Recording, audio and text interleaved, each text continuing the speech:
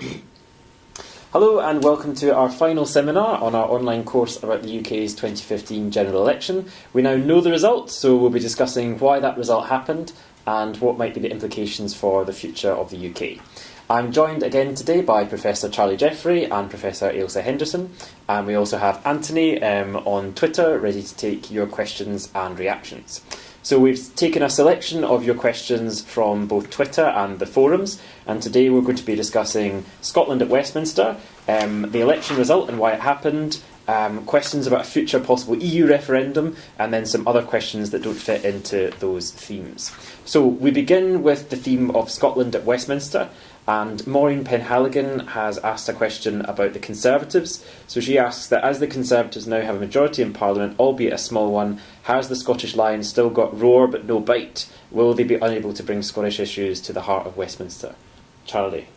Thank you, Alan. An answer in two parts. In some senses, the 56 MPs that the SNP won in Scotland out of 59 extraordinary achievement will have no grip because there is a majority party, and the majority party, if it manages to organise and discipline that majority, will get through what it wants.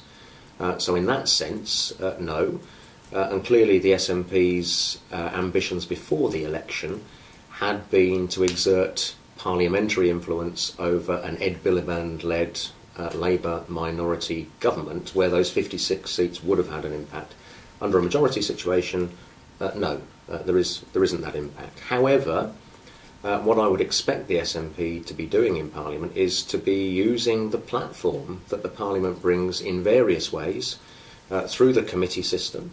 They will get committee convenerships, probably most likely the Scottish Affairs Committee, but also one other, I think, according to the standard distribution key.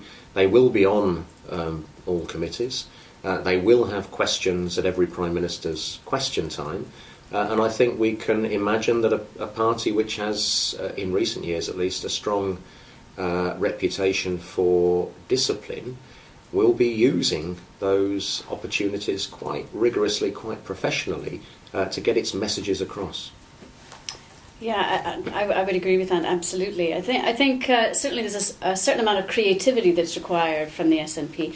On the one hand, it can work with the other opposition parties to hold the government to account. And we know that the Conservative Party contains within it certain divisions. It's certainly been a particularly rebellious time for Parliament. Defections from the party whip on about 35% of votes between 2010 and 2015. So if it can find common cause with some of those rebellious elements in the Conservative Party, then it might be able to change legislation.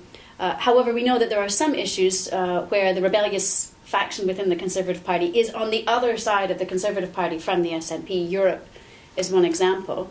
So it's unlikely to find common cause in terms of changing legislation on that front, but it might well find common cause in terms of bringing down a government. It still only takes one vote for a vote of non-confidence. So within the House as a whole, there are opportunities. Charlie's absolutely right. The committee system provides opportunity for influence. That Scottish Affairs Select Committee has only 11 members. At the moment, there's only one SNP member on it, so it's inconceivable to imagine that they won't be an overwhelming majority on that committee. Not all committee members of that committee need to represent Scottish seats, but still that's an opportunity for influence. The other thing we know is that the Conservative Party manifesto referred to an English Grand Committee.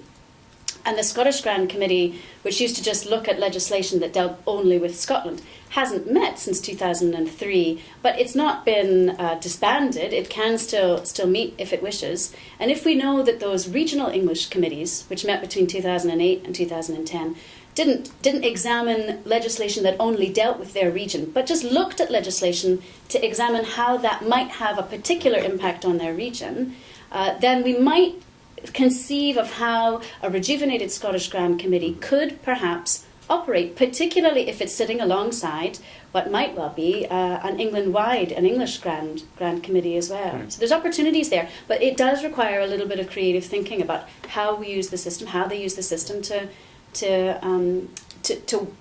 work for them and to represent Scottish interests.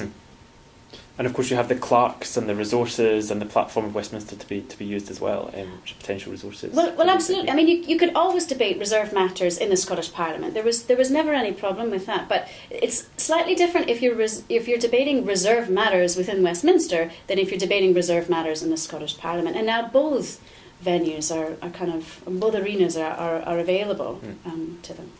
Yep. And just before we leave this issue, we've had a question from an anonymous person who asks, do you think that the identity vote in the UK England has favoured the Conservative Party in front of the SNP threat and the lack of confidence that Labour doesn't govern with them? Did that play a part? Did the fear of the SNP perhaps play a part advantageous to the Conservatives? Well, there's two sides to that. Certainly we know it's a valence issue up in Scotland. So we know that there wasn't really much difference between the social policy arguments of the SNP and Labour. But for Scottish voters, the difference was that they trusted the SNP to go down and actually deliver on those things, and they didn't trust Labour.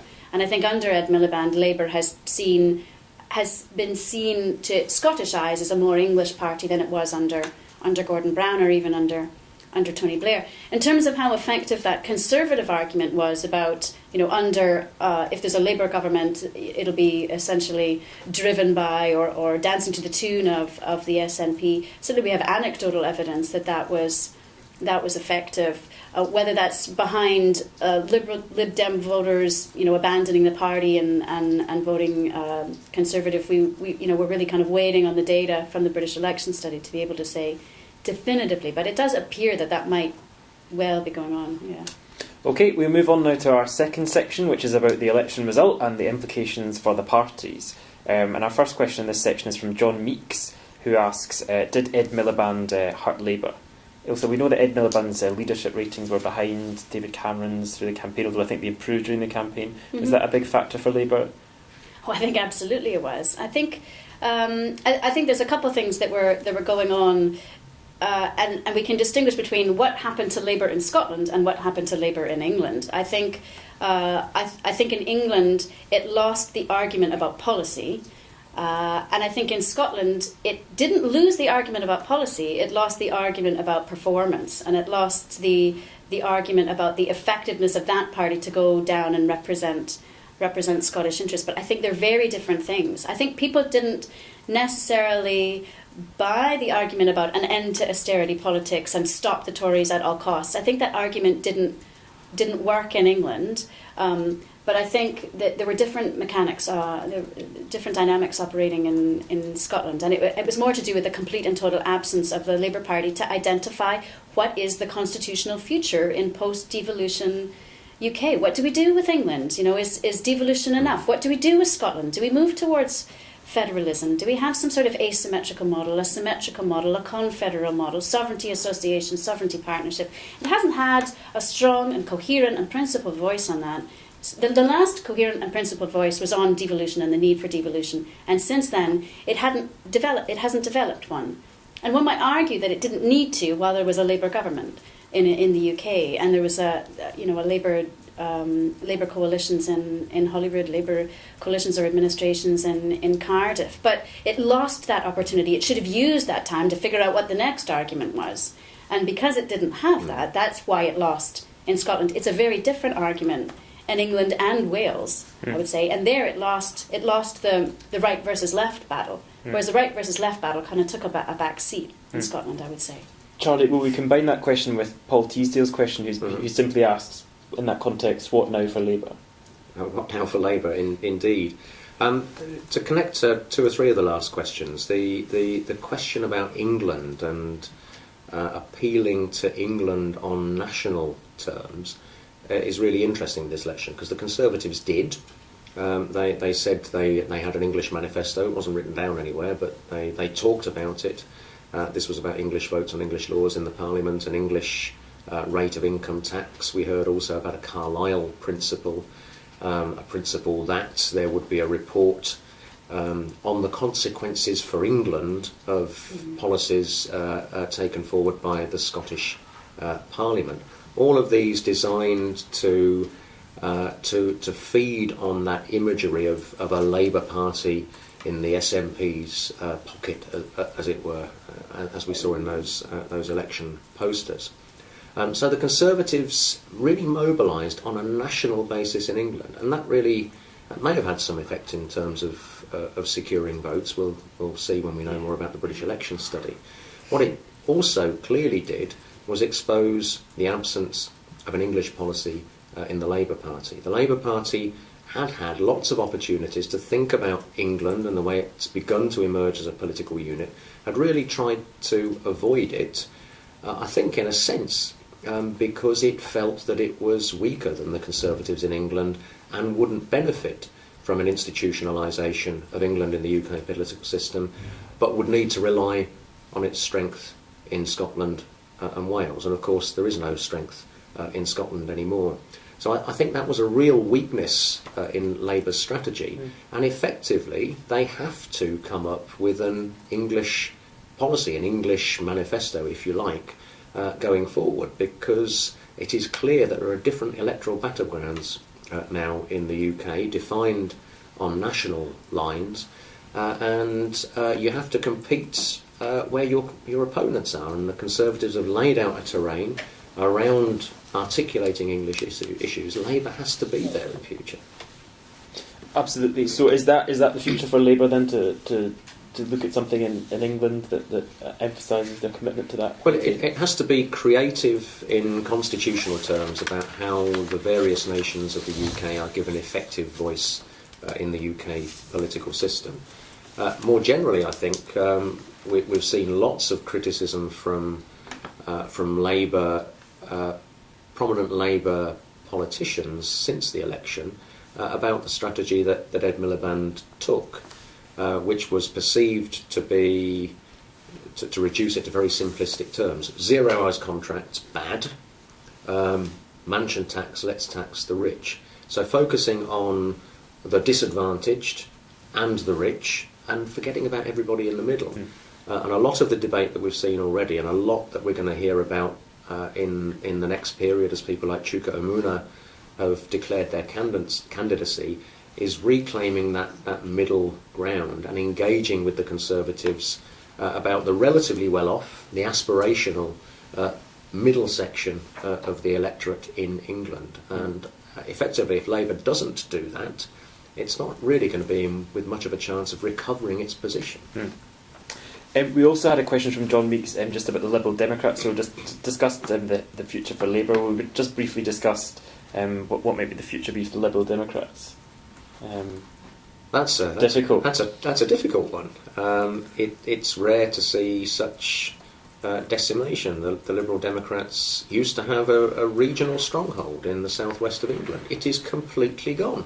They lost everything there. They've got a few MPs scattered to the winds in the different parts of the UK. It's going to be tremendously difficult for them to regain the kinds of strength that they had. I think one of the challenges was, I don't think their weakness is simply about that sense of lack of trust around tuition fees in particular. That's one thing that really hammered them.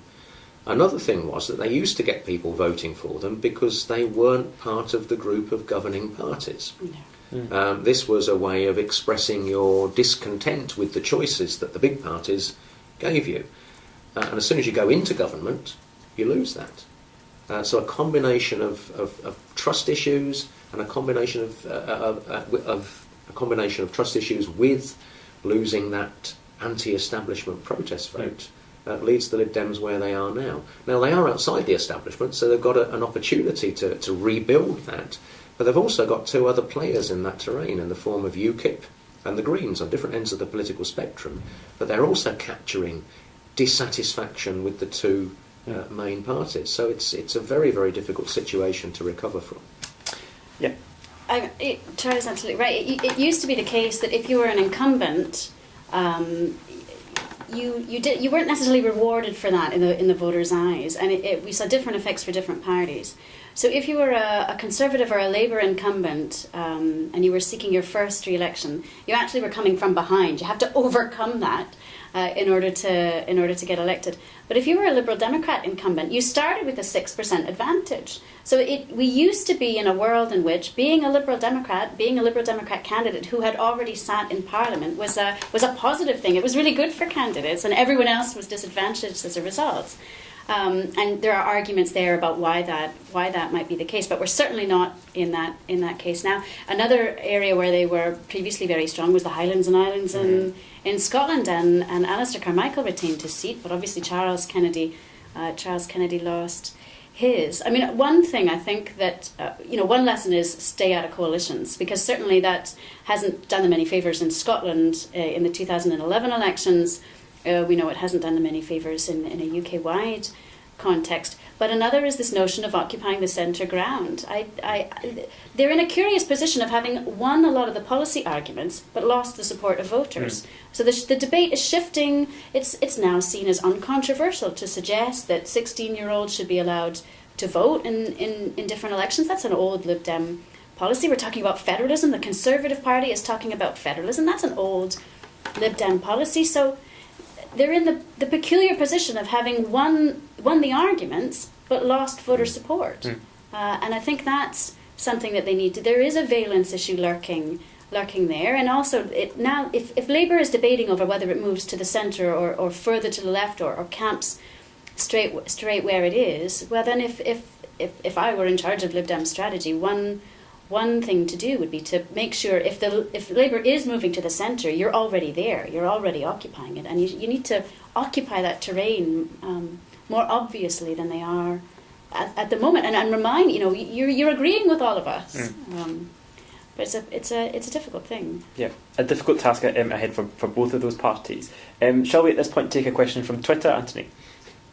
Yes, Alan, we've got a question from David Thomas, who asks, how much sway will the Tory backbenchers have in the new government with such a slim majority? What will they want?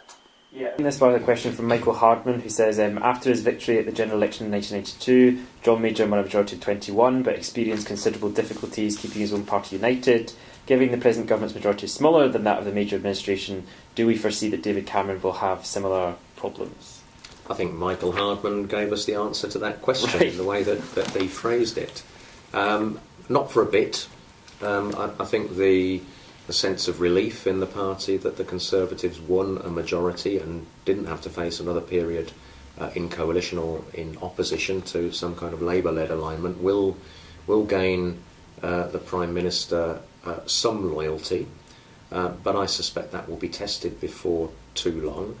One of the issues on which it will be tested, of course, will be Europe. There are different views on EU membership in the Conservative Party. There is a pretty substantial part of the party which would like to be out of the EU, which isn't that interested in David Cameron's ambition of staying in following some relatively unspecific renegotiation of terms. That's the most obvious issue on which differing views in the Conservative Party may make it hard for Cameron to manage his majority. Another one may well be Scotland. We have the expectation that the Smith Commission proposals, as put forward in a draft bill in January, will come forward formally as a bill in this first session of Parliament. There will be pressure, not least because of those 56 SNP MPs, to move beyond that. There will be resistance from some Conservatives in moving beyond that. There is a view among many that Scotland gets a pretty good deal as it is. Why are we giving more? So on those two broadly constitutional questions, there could be real challenges, and that's before we get into the challenges of cutting spending. Now, cutting spending as a policy was fine for the Conservative Party as a whole to endorse in the run-up to an election. It will have effects in constituencies in due course, which will be felt in some constituencies more than others, and including some Conservative constituencies, and that will test loyalties too. So having such a slim majority, well, it may well be a challenging management problem. And absolutely. I mean, I think that majority will whittle down with long-term illnesses, absences, by-elections. It's not a healthy one. And if we're looking at records of government defeats, and we look at the big majorities we've had recently, they lost kind of 4, 5, 6 big votes If you're looking at minorities or slim majorities, Wilson and Callaghan, they lost 25 votes, 30 votes, 31 votes. Those governments, that's not a position that that the Prime Minister wants to be in. I think it's also an issue of, what is likely to prompt the division or pull apart Conservative MPs. And certainly, even if we're looking at Margaret Thatcher's governments, it was the votes on Europe that were the problem. She lost 5, 6 votes. I think 3 of them were on Europe. That's no less likely to happen now than it was. And if there is an issue where SNP MPs, Plaid Labour MPs can find common cause with rebelling Conservative MPs, it's on the issue of Europe. They want different things, but it's not inconceivable that they would join together in a non-confidence vote if they weren't getting what they wanted. They might want different resolutions, but that middle path might not satisfy either, and they might use a non-confidence motion to bring down the government to get what they want. And whether they get what they want is another debate. So there are some disadvantages to winning, perhaps, that needs to be looked at by the Conservatives. Before we move on from parliamentary things, a question from John Anthony Webster, who said that previous governments with small majorities have had the ability to call a next election date to their advantage. Fixed-term Parliaments Act removes that ability. As the function of the Act was to lock the Lib Dems and Tories into a binding coalition, can you see a circumstance in which there would be an attempt to repeal it? What are the benefits of the Act for the current government, and could there be a scenario where the government calls a vote of confidence against itself to get round the Act? So a lot there, Ilse, but with the Fixed Term Parliaments Act, where do we see that going? Yeah, absolutely. I mean, in some ways, things aren't really all that different than they were before. If you are a government and there is a no confidence motion and you lose that even by one vote, then you are no longer the government, I suppose. So there's the 2-week cooling off period, which allows it to be used almost as a threat rather than an automatic trip to the polls or request for dissolution. So you've got that 2-week cooling off period.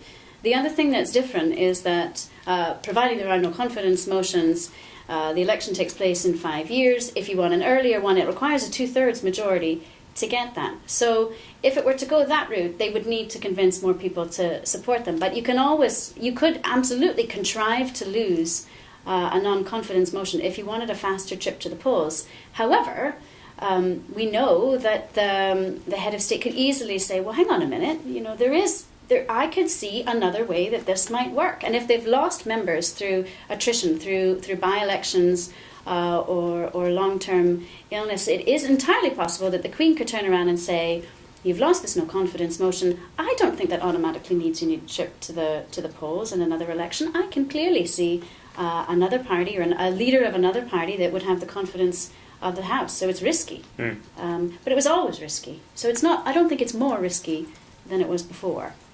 Okay, we also want to say something in this section perhaps about Wales, which we haven't talked about yet, Charlie.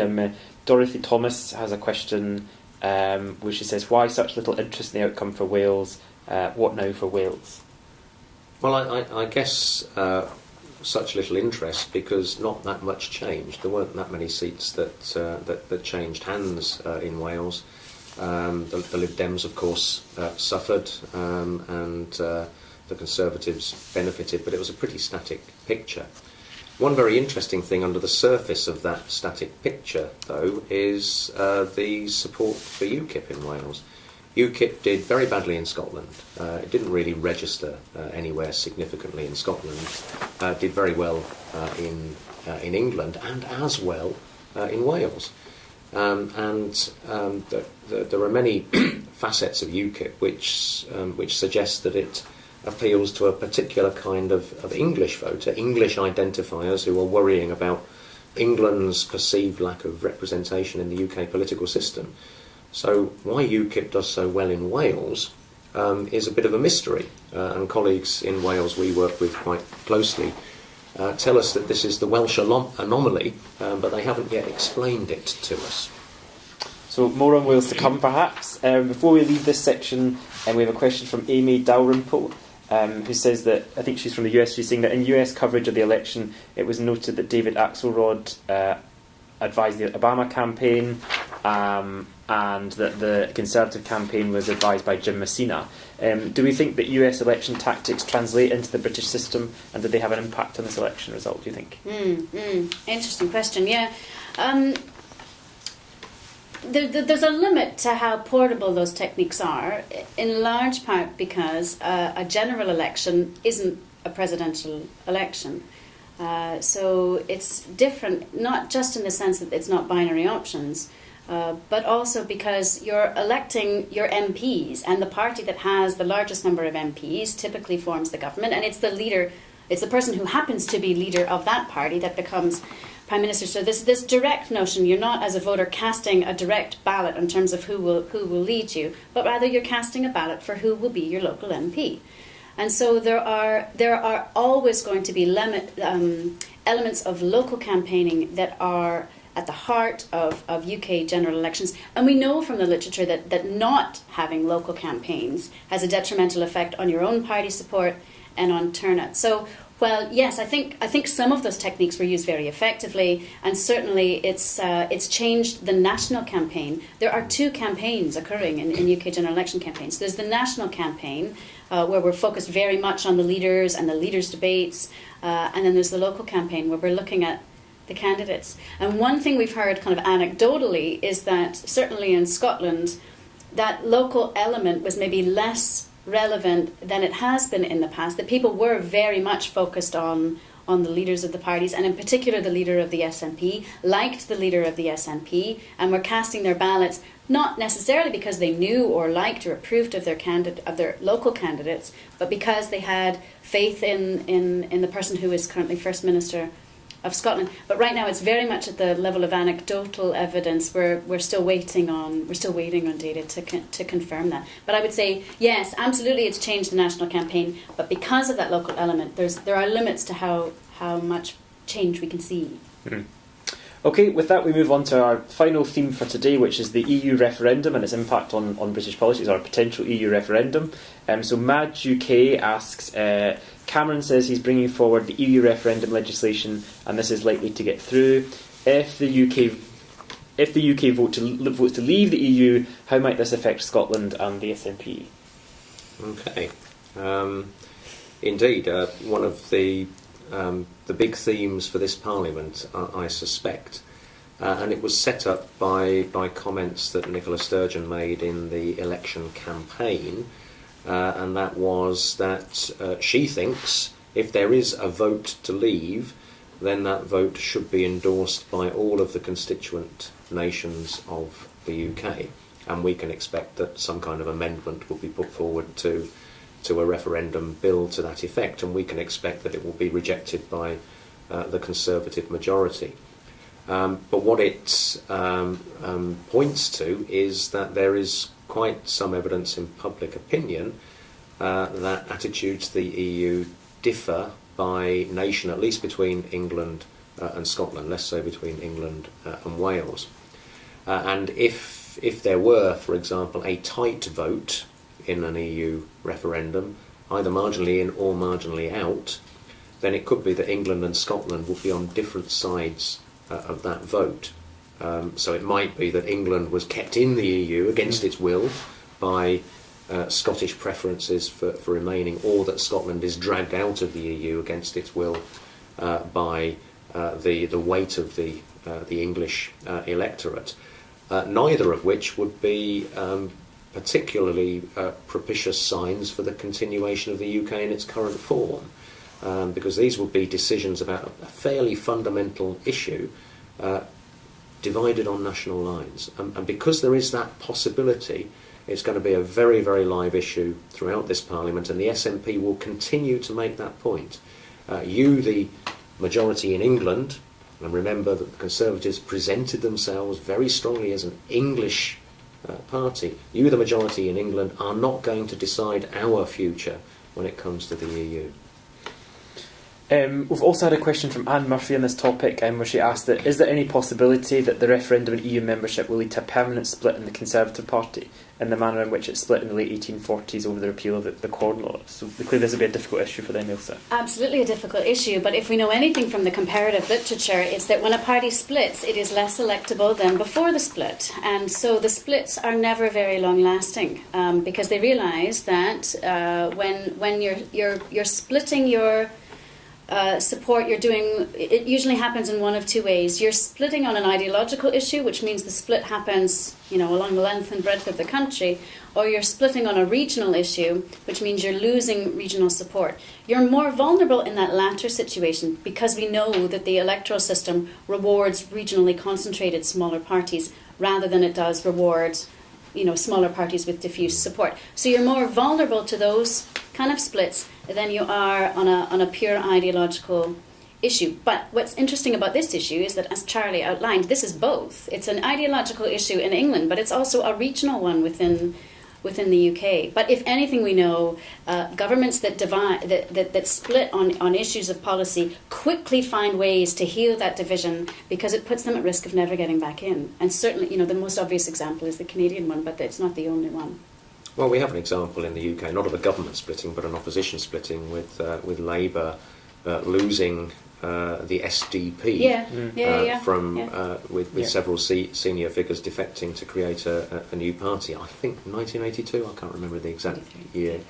But then the Labour Party didn't get back in government until 1997. So there is a real penalty if you are unable to hold your party together. You're likely to, you're manifestly splitting the support that went into creating its current strength, and that means you are unlikely to recover the full level of support, at least for some considerable time.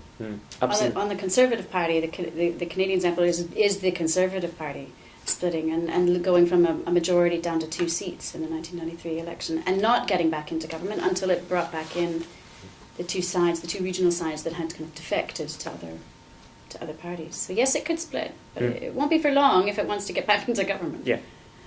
Okay, just before we leave this, I think we might have covered this already, but Paul Philippek has asked, he says that the manifesto commitment to hold a referendum and continued membership of the EU is arguably the most significant issue in the government agenda. Could the university experts give some preliminary comments on the possible consequences and parliamentary procedures that might be involved leading up to the referendum? So I think we've covered this, Charlie. I think possibly expected the SNP would put down some kind of amendment about majority support across the different nations, and that could be the government in some difficulty perhaps. You neglected to read the last sentence in the question. I like that one. Maybe this will be the subject of the next MOOC to be organised by Dr. Conroy. Well, absolutely. I hinted at it last week, but referendums are clearly on people's minds, and we also have another election coming up next year in Scotland and Wales. I mean, there will be a real discordance between the heat of debate that we will have about an EU referendum bill and the content of the bill, which will be really simple and straightforward. You don't need an awful lot to be in a referendum bill, but the debate about it will be very significant, but quite probably fairly meaningless because the Conservatives have a majority, and I suspect on that issue the majority will hold. The majority will be challenged when it comes to campaigning yes in, no out, when the Conservative Party will be split. But getting the referendum bill through, unamended, I imagine, will be pretty straightforward. Before we do have another question, but I thought we might just take some comments or questions from Twitter. Anthony, do we have any reaction? Yeah, Alan, we've got one comment from Heather Desserode who said, "What an election it was." Also got another comment from David Thomas who says, "How is EU membership even a point of discussion in UK politics? It's been contentious for my entire life. Perhaps it's time to move on." Okay. Do you want to comment any further on that? I feel we've done the EU. Yeah, well, comments on the election, because it was quite an extraordinary election, given the very clear and seemingly definitive differentiation of voting behaviour between England and Wales on the one hand and Scotland on the other, with the near disappearance of the Labour Party as a significant force in Scotland. And that happened in an extraordinary way. I was lucky enough to be in a TV studio all night and following the early results, and I think one of the swings which delivered one of the early SNP seats was about 20%. And we were wondering, well, what's the biggest ever constituency level swing in a competitive election in the UK? And we found the answer. It was 21.8%. And then that was broken very quickly afterwards, and it kept getting broken until it hit 39.3% for Glasgow North West, which was too big a swing to be accommodated by the graphics that the BBC had prepared. It was a quite extraordinary situation.